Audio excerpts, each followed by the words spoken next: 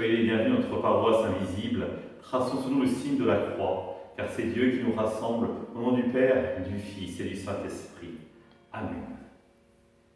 Prions pour nos frères et sœurs malades.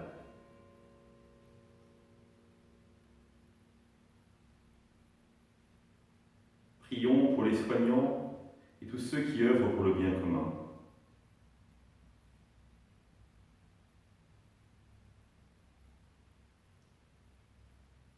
Prions pour ceux qui sont dans l'angoisse, la solitude, pour que l'Esprit Saint vienne les visiter.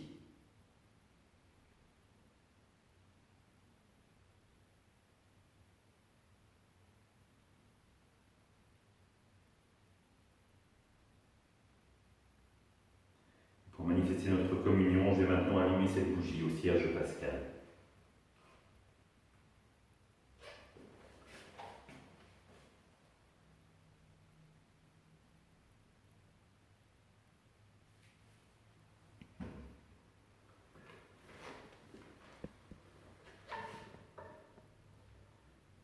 Dans l'évangile de Matthieu.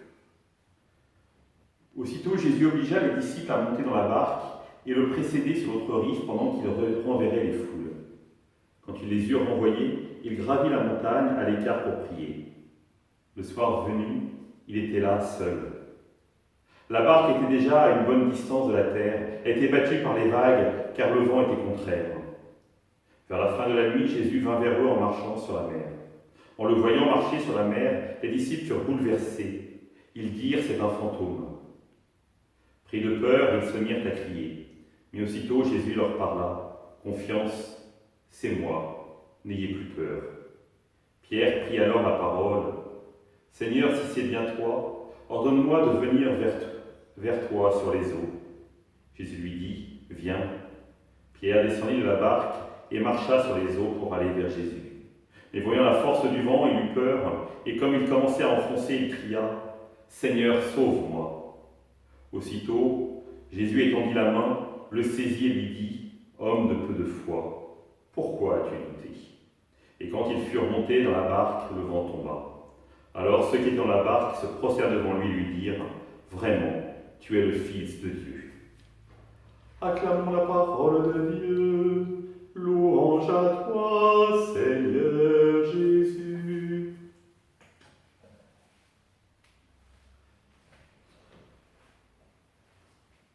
L'eau. L'eau en terre d'Israël a une double signification. Si vous allez dans le sud d'Israël, c'est un désert.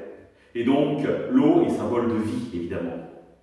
Mais d'un autre côté, le peuple hébreu n'est absolument pas un peuple marin. Et donc, quand ils prenaient la mer, ils risquaient leur vie à tout moment. Et donc, ils considéraient que les forces du mal étaient enfouies dans les eaux.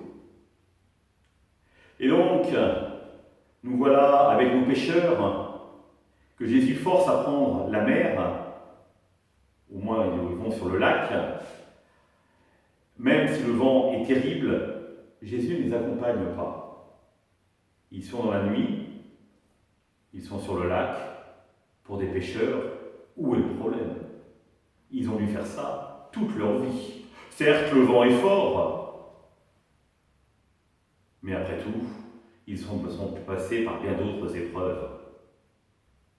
Ce qui est intéressant, c'est que c'est en voyant Jésus arriver, celui qui marche sur les eaux, c'est-à-dire celui qui domine les forces du mal, celui qui arrive à la fin de la nuit, c'est-à-dire quand le soleil va bientôt se lever, quand la lumière va bientôt briller,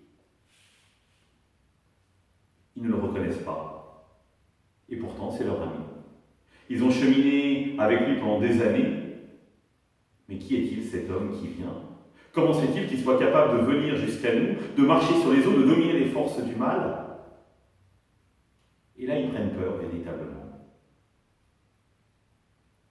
Parce que c'est un tout autre qui se manifeste à eux. Et il faut la parole créatrice de Jésus, qui vient restaurer et donner l'espérance. N'ayez pas peur, c'est moi. Et ce qui est extraordinaire, c'est que suite à la parole de Jésus, Pierre va s'enhardir. Et il va accepter de quitter la barque, de quitter sa sécurité de marin-pêcheur, là où il a l'habitude d'être, et d'accepter de s'aventurer sur les forces du mal pour aller les affronter. Et, nous dit l'évangéliste avec humour, c'est parce que le vent se lève que Pierre commence à avoir peur. Ce n'est pas le fait de marcher sur les eaux qui lui paraît extraordinaire, mais c'est seulement le fait que le vent se lève. Et là, nous voyons comment Jésus aide Pierre à cheminer.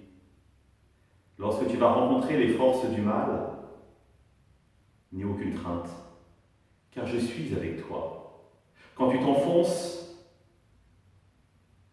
dans les ravins de la mort, n'aie pas peur, car je suis avec toi. Et je suis toujours prêt à te tendre la main pour t'aider à te relever. Jésus n'a pas dit que tu coulerais. Il n'a pas dit que tu sombrerais. Il a dit, passons sur l'autre rive. Passer sur l'autre rive, c'est répondre à l'appel de Jésus et croire qu'en marchant avec lui parce qu'il nous accompagne, nous n'avons aucune crainte à avoir. Oui, si nous avions un message à retenir pour notre journée d'aujourd'hui, n'ayez pas peur, c'est moi.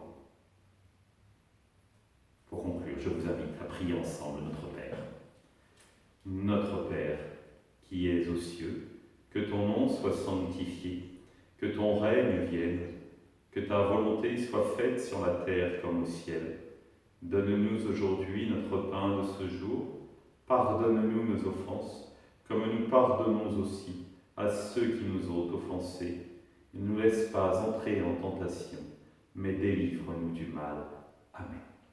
Et que le Seigneur nous bénisse, nous accompagne toute la journée, nous garde dans la paix, au nom du Père, du Fils et du Saint-Esprit.